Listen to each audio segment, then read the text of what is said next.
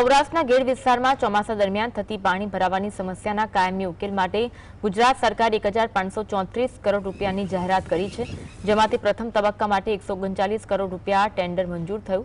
આ જાહેરાત સામે કિસાન કોંગ્રેસના ચેરમેન પાલ આંબલિયાએ પ્રતિક્રિયા આપી, જેમાં તેમણે સરકારની નીતિઓ અને કામગીરી પર ગંભીર સવાલ ઉઠાવતા કહ્યું, સરકાર ગેડ વિસ્તારની સમસ્યાઓ પ્રત્યે મોડી જાગી। ગેડવાસીઓની લાંબી લડત અને દબાણના કારણે સરકારે મજબૂરીમાં 1534 કરોડ રૂપિયાની જાહેરાત કરવી પડી। તેમણે સવાલ ઉઠાવ્યો કે સરકારે 1534 કરોડ રૂપિયાના કામનો વિગતવાર રોડમેપ જાહેર કેમ નથી કર્યો।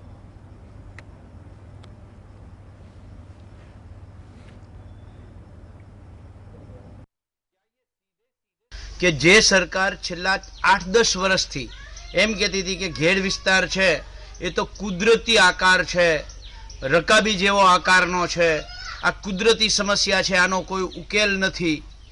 ઘેડ વિસ્તારના લોકો સતત 2 મહિના ગયા ચોમાસામાં લડ્યા સરકાર સામે। રાષ્ટ્રીય કક્ષાએથી યોગેન્દ્ર યાદવ અને બજરંગ પુનિયા અને આખી ટીમ જ્યારે ઘેડ વિસ્તારમાં એક ખેડૂત મહાપંચાયત કરી અને ત્યાર પછી સરકાર સફાળી જાગી અને 1534 કરોડ જાહેર કરવા પડ્યા। આ એ જ સરકારે જાહેર કરવા પડ્યા કે જે સરકાર એમ કહેતી હતી કે આ તો કુદરતી સમસ્યા છે। ત્યારે સવાલ એ છે કે આ તો 1534 કરોડ કેમ?